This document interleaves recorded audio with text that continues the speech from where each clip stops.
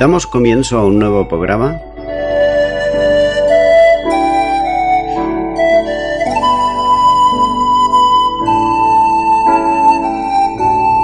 Servidores de Dios.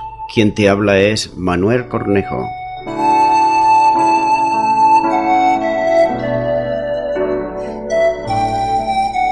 Este es un programa que está respaldado por la Iglesia Evangélica Misión Evangélica de Cataluña.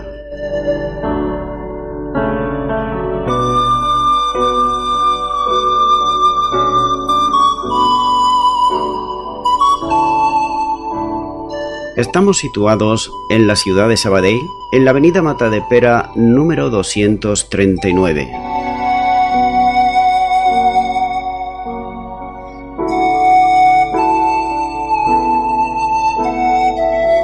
Antes de dar introducción a la palabra de Dios, estaremos poniendo una alabanza.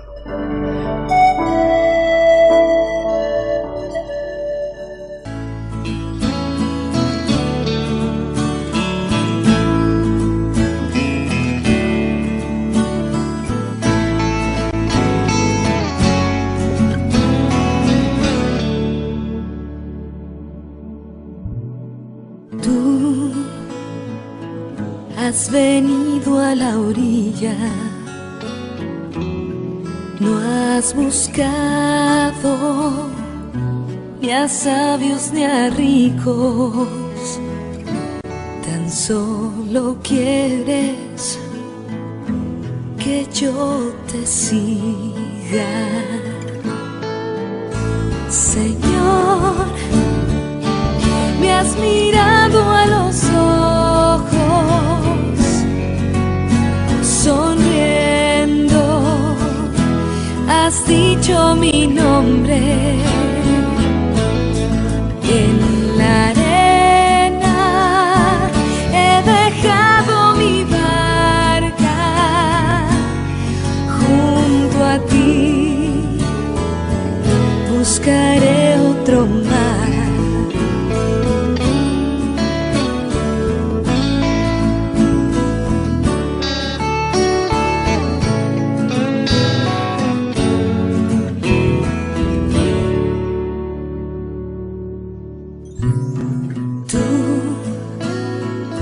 Sabes bien lo que tengo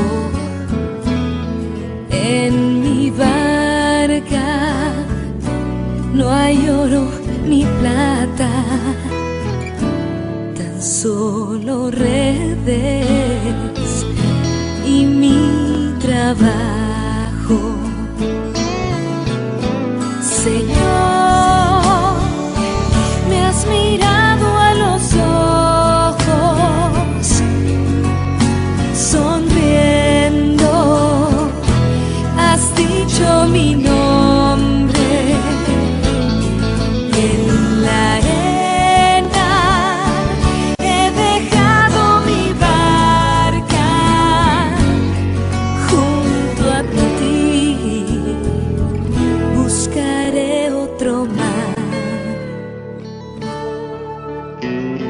Tú necesitas mis manos, mi cansancio, que a otros descanse, amor que quiera seguir amando. Tú, pescador de otros mares, ansia eterna de almas que esperan, amigo bueno, que así me llama. Señor, me has mirado a los ojos, sonriendo, has dicho mi nombre. En la arena he dejado mi barca, junto a buscaré otro más.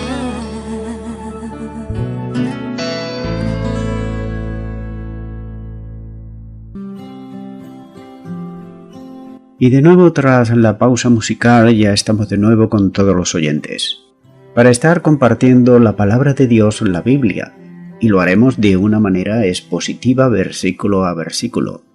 Continuamos con este libro de los apóstoles, y estamos compartiendo los versículos 16 al 20.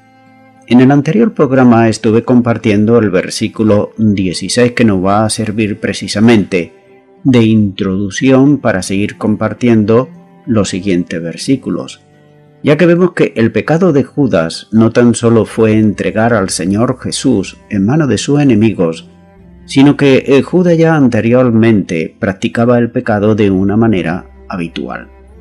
Como hallamos por ejemplo en Juan 12:6, donde nos muestra ahí que Judas era una persona que era avara. También en Juan 12:4 y 5 nos muestra ahí que también Judas era una persona que se ocupaba de la murmuración. Y también Lucas 22:3 nos muestra que Judas permitió que Satanás dirigiese su mente. También reveló los planes del Señor Jesús a sus enemigos religiosos, como lo muestra Lucas 22, versículo 4 y 5. También vemos que rehusó oír las amonestaciones del Señor Jesús, y esta era la más grave, como nos lo muestra Juan capítulo 13, versículo 26 y 27. Y también nos muestra que la confianza que el Señor mostró en él la traicionó. Mateo 26, 47. También cayó en la desesperación y se dirigió no a la palabra de Dios, no a refugiarse en el Señor Jesús, sino en la religión de los sacerdotes. También vemos que se suicidó, como muestra Mateo 27, 5. De manera que esto nos muestra que cuando una persona no quiere dejar el pecado, de poco sirve estar rodeado de hermanos auténticos en Cristo Jesús, de personas que se esfuerzan por hacer la voluntad de Dios, como en este caso era Judas y los apóstoles y discípulos que tenía a su alrededor. De nada sirvió ver la devoción de ellos hacia el Señor, sino que él lo que escuchaba le entraba por un oído y le salía por el otro. Entonces, comencemos ya con el siguiente versículo, que se encuentra en Hechos capítulo 1 y versículo 17.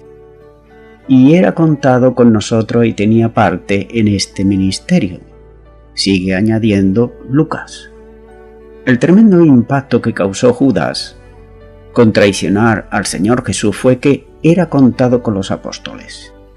Este mismo impacto de vez en cuando suele causar dolor en el cuerpo de Cristo, aún todavía en los días de hoy, cuando sale a la luz que tal o cual persona cayó o estaba en pecado.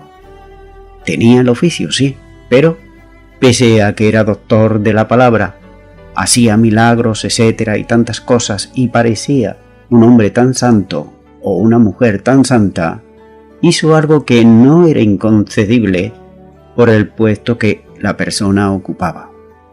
Por eso vemos que Judas tenía el oficio del apostolado y ocupaba un puesto digno, pero abusando de la confianza depositada en él, lo abandonó, y aún fue él guía de los que prendieron al Señor Jesús. Y esto nos muestra que los que enseñan que es imposible caer de la gracia del Señor, afirman que no era un verdadero discípulo, y citan por ejemplo a 1 de Juan capítulo 2 versículo 19, donde dice: salieron de nosotros pero no eran de nosotros, porque si hubieran sido de nosotros, habrían permanecido con nosotros, pero salieron para que se manifestase que no todos son de nosotros. Para probar que el Hijo de Dios no puede caer, vemos en Mateo 10:1 dice que Judas recibió autoridad y poder para echar fuera a los demonios, al igual que los otros apóstoles. Cabe hacerse la siguiente pregunta: ¿puede Satanás echar fuera a Satanás? Mateo 12:26 dice: «Y si Satanás echa fuera a Satanás, contra sí mismo está dividido, ¿cómo pues permanecerá su reino?». Además, hay que hacer también notar que fue el Señor Jesús precisamente el que fue llamando a los apóstoles uno a uno, y entre ellos también llamó a Judas Iscariote. Fue el mismo Señor también el que le dio la autoridad para echar fuera demonios y para hacer milagros. Esto no lo hubiera hecho el Señor si hubiera sido una persona inconversa o una persona endemoniada. Además de eso, vemos que Judas era el tesorero del grupo de los apóstoles, como dice en Juan 12:6. Judas, si era discípulo de Jesús, pero él dejó su lugar, como dice el versículo 25, para irse a su propio lugar. Si hacemos una comparación, por ejemplo, en lo que Judas era y lo que llegó a ser, compárese en lo que podría haber sido y hecho con lo que en realidad ganó. ¿Le valió la pena? Judas podía haber participado en los eventos de Pentecostés. Él podía haber participado en la obra tan importante de los apóstoles, registrada precisamente en este libro de Hechos de los Apóstoles.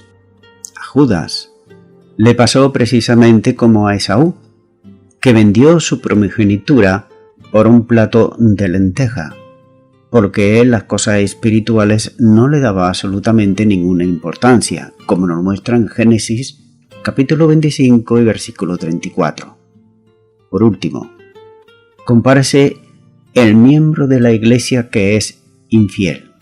¿Por qué precisamente habrá dejado este oficio tan honroso? ¿Por qué lo despreció?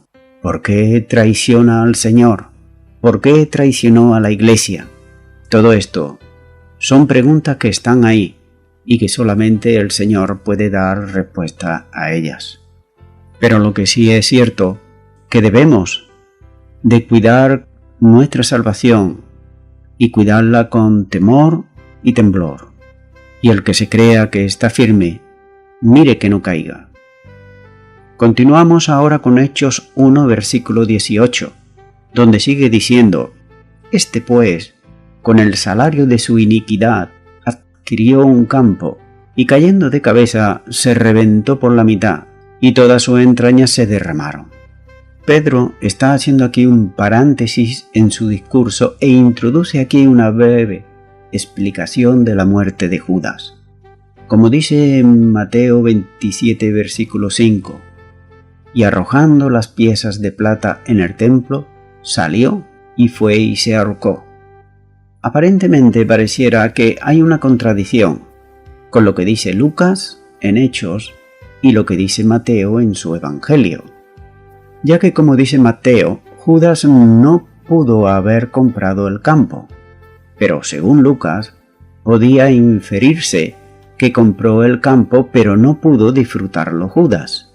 Volviendo a los hechos ya consumados de Judas, él se sintió abrumado por la acción que él había cometido en contra del Señor Jesús, y también sintió un fuerte remordimiento en su conciencia, ya que Judas corrió desesperadamente al templo para devolver las 30 piezas de plata a los sacerdotes, y seguidamente salió a un campo donde se suicidó. Ahora bien, fueron los sacerdotes los que compraron el campo, que se llamaba antes del alfarero, como dice en Mateo 27, versículos 6 y 7. Los principales sacerdotes, tomando las piezas de plata, dijeron: «No es lícito echarlas en el tesoro de las ofrendas, porque es precio de sangre», y después de consultar, compraron con ellas el campo del alfarero para sepultura de los extranjeros. De manera que Lucas, usando un recurso literario, puesto que el dinero era de Judas, compró el campo, ya que los sacerdotes no podían aceptar las piezas de plata como ofrenda para el tesoro del templo, puesto que era precio de sangre, como hemos visto aquí en el versículo 6 de Mateo 27. Sigue diciendo este versículo: «el salario de su iniquidad». La iniquidad referida al precio que los sacerdotes le dieron por entregarle a Jesús. Es sorprendente apreciar también cómo los sacerdotes, que eran llamados a enseñar al pueblo la ley y también a guardarla, ponían ellos precio a hombres justos, como en este caso era el Señor Jesús, y lo hicieron por envidia. Aquí hay una enseñanza y es la siguiente. Cuando una persona creyente hace de la palabra de Dios una religión, es decir, es la misma persona la que decide cómo acercarse a Dios, qué cosas debe obedecer y cuáles no, su actitud, si continúa, producirá problemas de conciencia que no podrá soportar a lo largo de su vida. Y esto es lo que le estaba pasando precisamente a Judas, pero también le ocurría a los sacerdotes, ya que el salario de la iniquidad no produce bendición, sino todo lo contrario. Y esto nos muestra que conseguir cosas con trampas, con pecado, las personas que así lo hagan, perderán la autoridad de Cristo Jesús. Sí, podrán tener mucho reconocimiento humano y apariencia de piedad. Quizás también podrán tener muchas riquezas, pero Dios no es cómplice de las trampas. Dios no es cómplice de las mentiras ni de los engaños. Por tanto, estos religiosos no pudieron decir como dijo Pedro al paralítico en Hechos capítulo 3 versículo 6. Mas Pedro dijo: no tengo plata ni oro, pero lo que tengo te doy. En el nombre de Jesucristo de Nazaret, levántate y anda. Notamos ahí que Pedro estaba respaldado con la autoridad del Señor Jesucristo. Y lamentablemente en el día de hoy hay miles, millares de religiosos que tienen oro y plata, pero no tienen la autoridad del Señor Jesucristo. Y esto todos lo sabemos.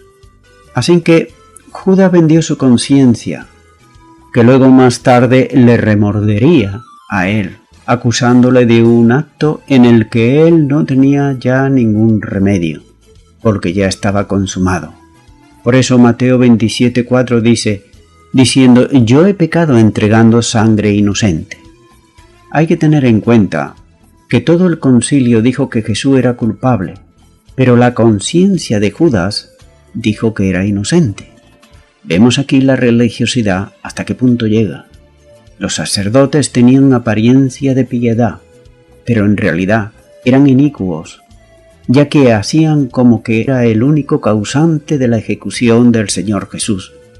Sin embargo, Judas, aunque fue confesando su pecado, lo hizo por remordimiento, pero no lo hizo por arrepentimiento.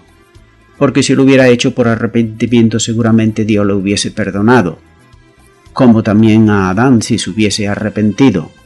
Dios lo hubiese perdonado, pero Judas tenía remordimiento, pero no arrepentimiento. Y esto es toda una enseñanza también para toda persona, sea creyente o sea no creyente. De nada sirve el remordimiento si no hay arrepentimiento primero delante de Dios, ya que el remordimiento de Judas lo condujo al suicidio, pero el arrepentimiento lo hubiese conducido a restaurarlo al lugar donde él anteriormente estaba. Así que hay que notar también que los sacerdotes habían logrado su propósito, y una vez logrado, le dieron la espalda a Judas. Como vemos aquí en Mateo 27, versículo 4, la segunda parte, donde dice: mas ellos dijeron: ¿qué nos importa a nosotros? Allá tú. Es decir, no querían saber absolutamente nada, ya habían conseguido su propósito. Uno puede pensar, ¿cómo es que estos sacerdotes podían hacer estas cosas? Primero, acusar al Señor Jesús injustamente, y para ello no dudaron en absoluto en presentar falsos testigos y en utilizar a personas. En este caso era Judas. Y cuando han conseguido lo que deseaban ellos, lo que ellos querían, hay un refrán que dice: si te he visto no me acuerdo. Otros dicen también lo tiró como una colilla, es decir, inservible, ya no sirve absolutamente para nada. Ya he sacado de ti lo que quería, pues ya no te quiero. De manera que Judas salió del templo determinado a poner fin a su vida.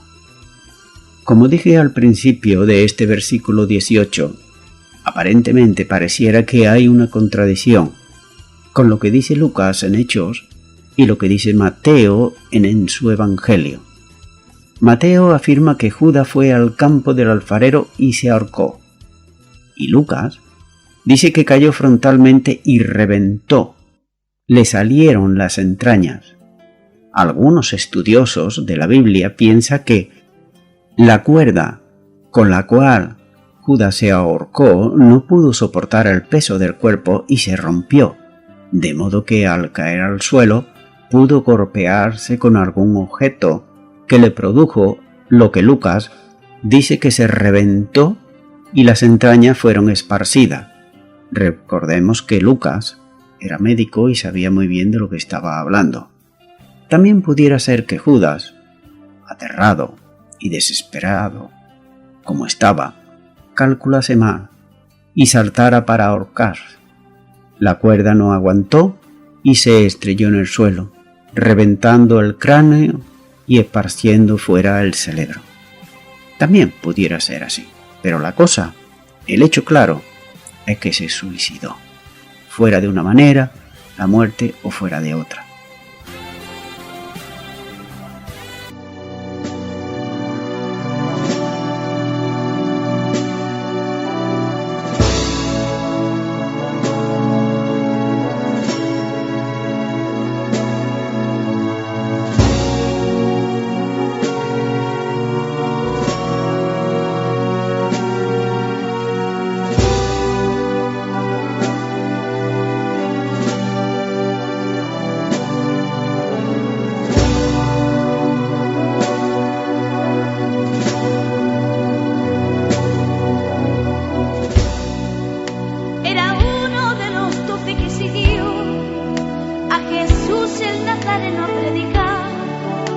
Y fue el hombre de confianza, el tesorero, que comía con Jesús el mismo pan.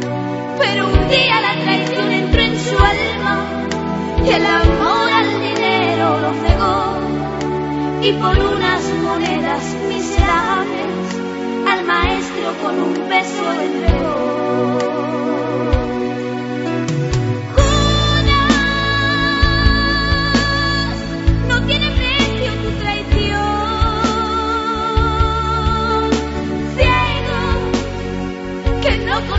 Es el amor y la verdad. Ya no te costará tu proceder por esa ingratitud, por no haber sido fiel al que tanto te amó.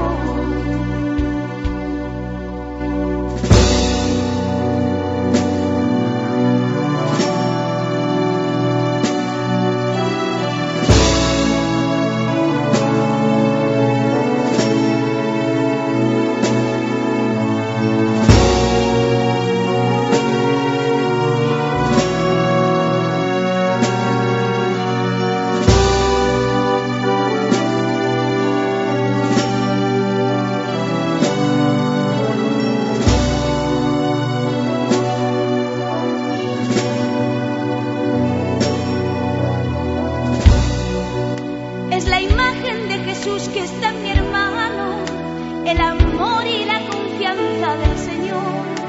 Miraré de no venderlo y traicionarlo, Él es templo del Espíritu de Dios. Y si diera mi riqueza y mis haciendas y muriera en la hoguera del dolor, estas cosas no me sirven para nada. No soy nada si en mi alma no hay amor.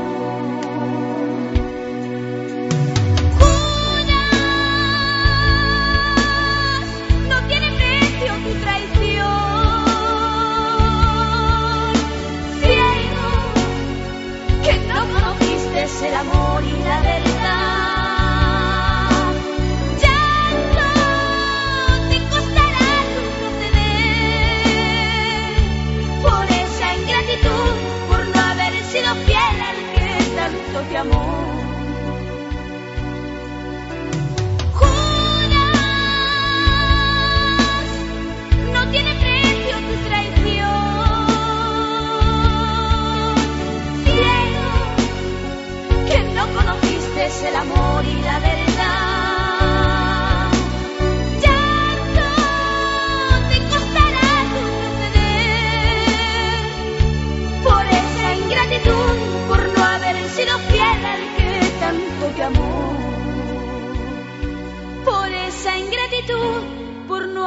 sido fiel al que tanto te amó.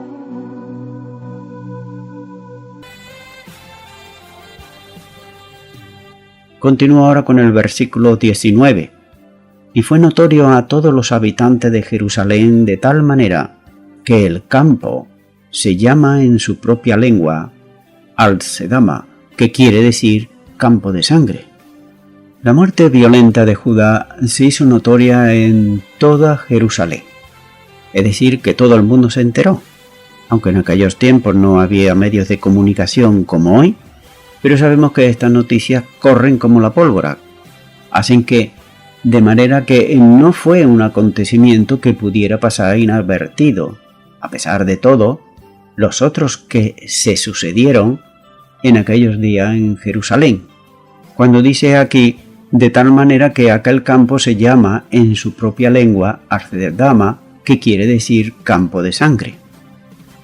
El antes campo del alfarero, posiblemente, porque allí estuvo un taller de alfarería, como lo que el terreno debería de ser también algo arcilloso, se le cambió el nombre por el de Al-Sedama.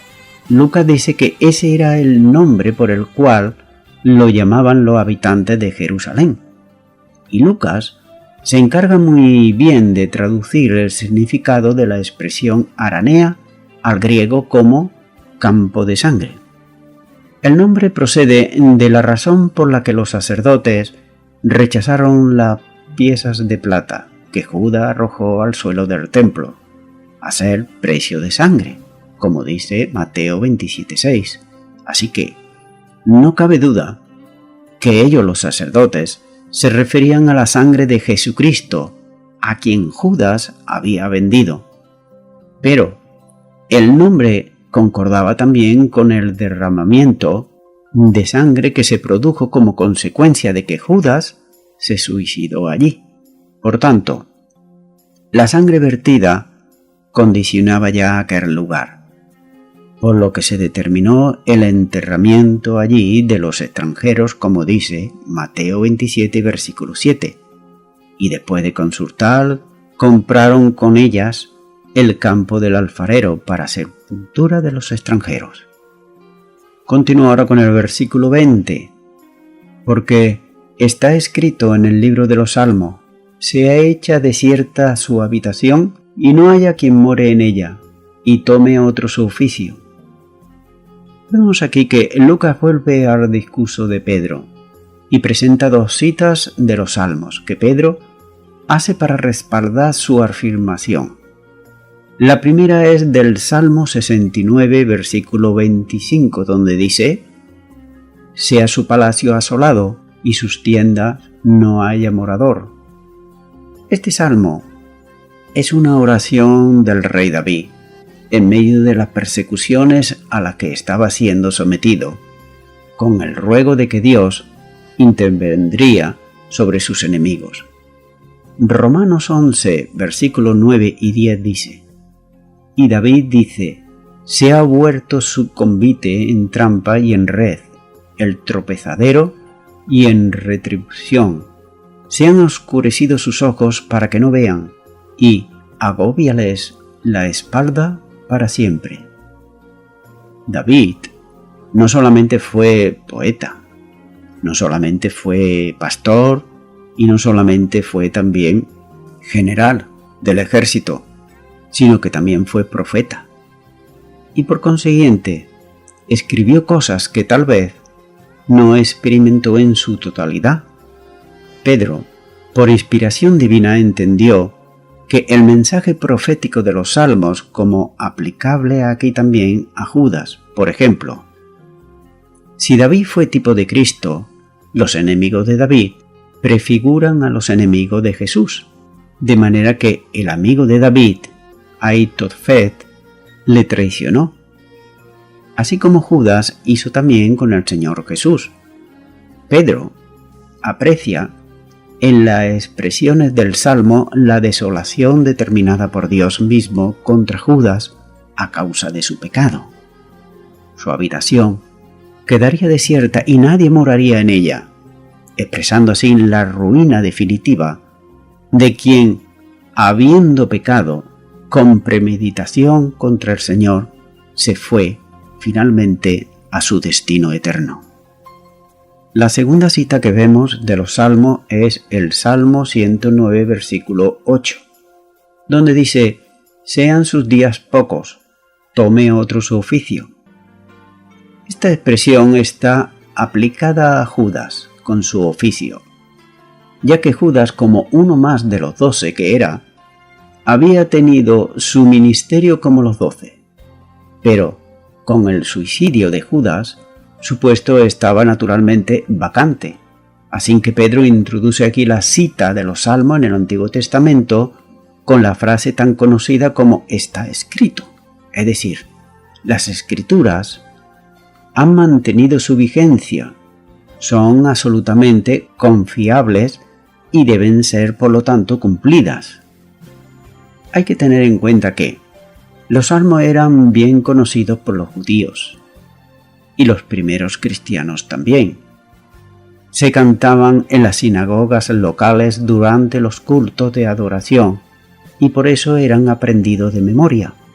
Y también los primeros cristianos en la iglesia primitiva solían también cantar estos salmos, aprendiendo así la palabra de Dios. Hay aquí una reflexión para los días de hoy, y es la siguiente. ¿Qué diferencia más grande existe en los días de hoy, verdad? Ya que en algunas congregaciones, donde algunos músicos y cantantes, que más bien parecen estrellas, dicen alabar a Dios, y sin embargo, en muchas de esas supuestas alabanzas, la gran mayoría no son ni siquiera bíblicas, y no se hace mención al nombre del Padre Eterno, de su Hijo Jesucristo, ni tampoco del Espíritu Santo de Dios. Ya que si entrase una persona que no es creyente al servicio cuando están actuando estos músicos y cantantes, pensarían que están cantando a cualquier cosa menos al Señor. Es decir, que le podrían estar cantando a una persona. Cantar al Señor pasajes bíblicos no ayuda a memorizar la palabra de Dios. Escuchar lo que se está escuchando en los días de hoy no ayuda absolutamente a nada. De manera que los cristianos del libro de los Hechos daban una interpretación mesiánica a muchos de los salmos, especialmente cuando se daban cuenta de que Jesús mismo había citado y aplicado a algunos de ellos en particular. En realidad, cuando Jesús purificó el templo, lo citó por ejemplo en Juan 2, versículo 17, y estuvo citando el Salmo 69, versículo 9, la primera parte que dice: «El celo de tu casa me consume». Hay también otras referencias, pero basta esta. Continúa ahora Hechos 1:21. Es necesario, pues, que de estos hombres que han estado junto con nosotros todo el tiempo que el Señor Jesús entraba y salía entre nosotros. Al citar la palabra del salmista, que tome otro su oficio, Pedro está expresando el deseo de que Dios, sin duda, escogerá al sucesor.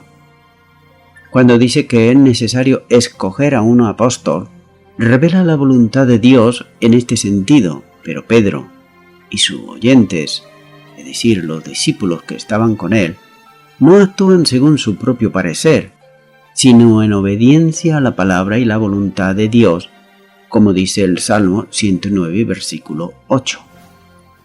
Como Jesús escogió a los 12 discípulos que formaron un paralelo con los 12 tribus de Israel, así los 11 apóstoles tuvieron que elegir mediante la suerte a una persona adicional para restaurar el círculo apostólico. Recordemos que todavía el Espíritu Santo no había descendido.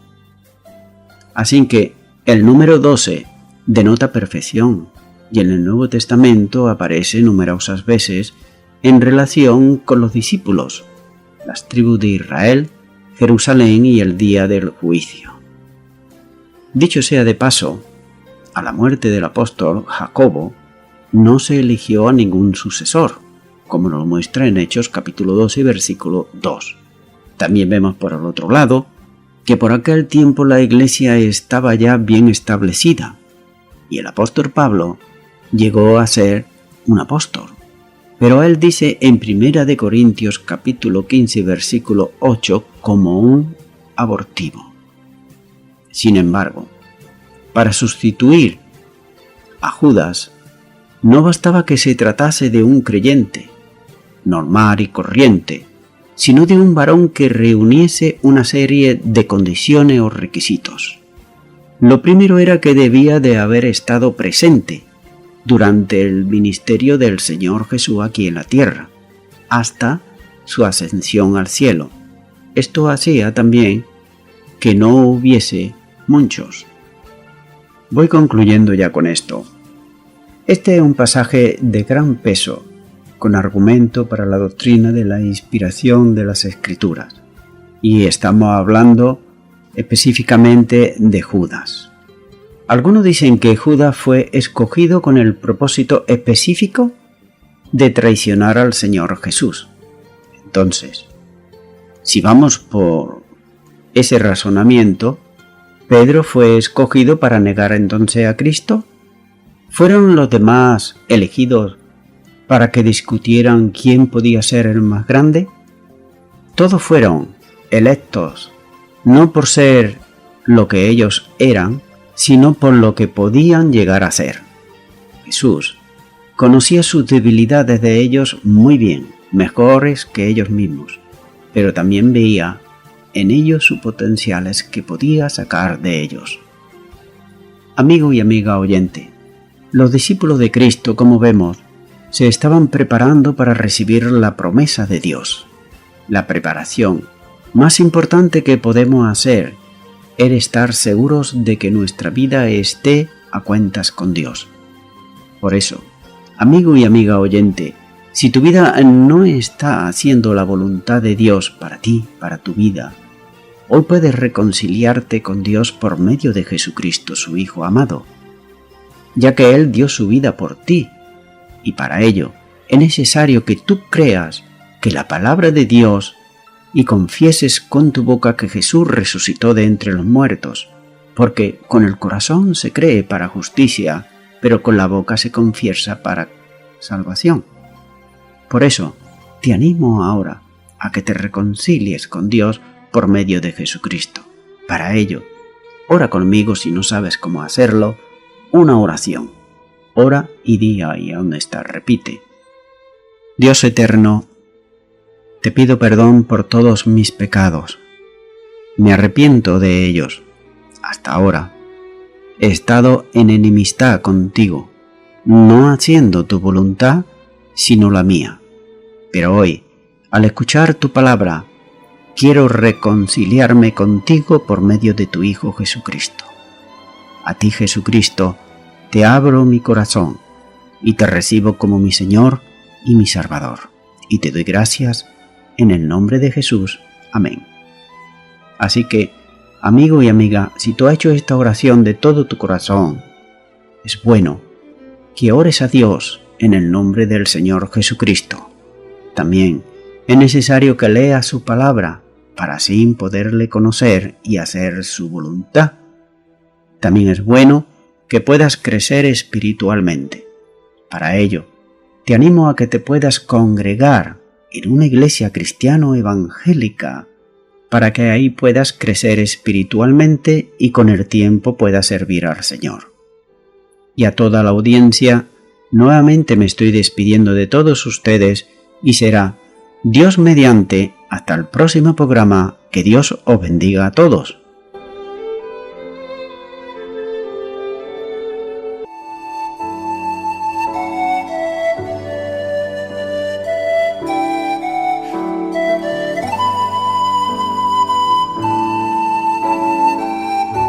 Te recuerdo que estamos situados en la ciudad de Sabadell, en la avenida Matadepera 239. Los horarios de culto son los siguientes. El miércoles a las 7 de la tarde, culto de oración. El viernes a las 7 de la tarde, estudio bíblico. Y el domingo por la mañana, a las 11 de la mañana, alabanza, adoración y escuela dominical. Y por la tarde, a partir de las 6 de la tarde, predicación de la palabra de Dios.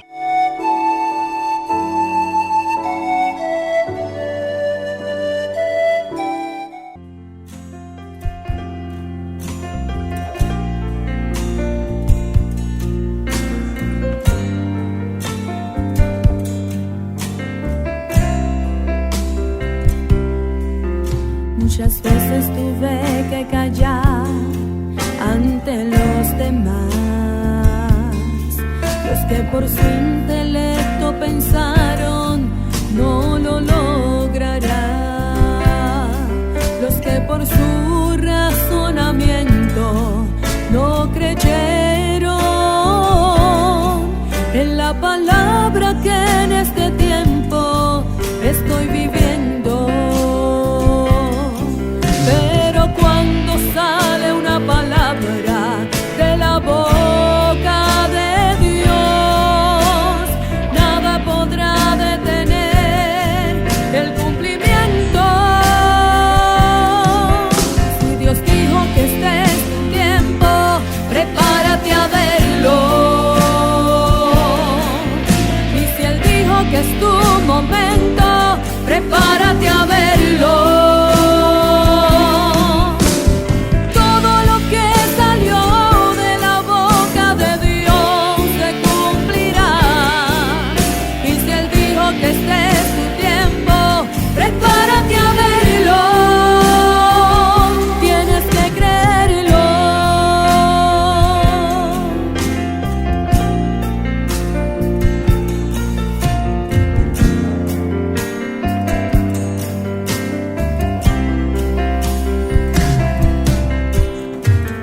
Podrá detener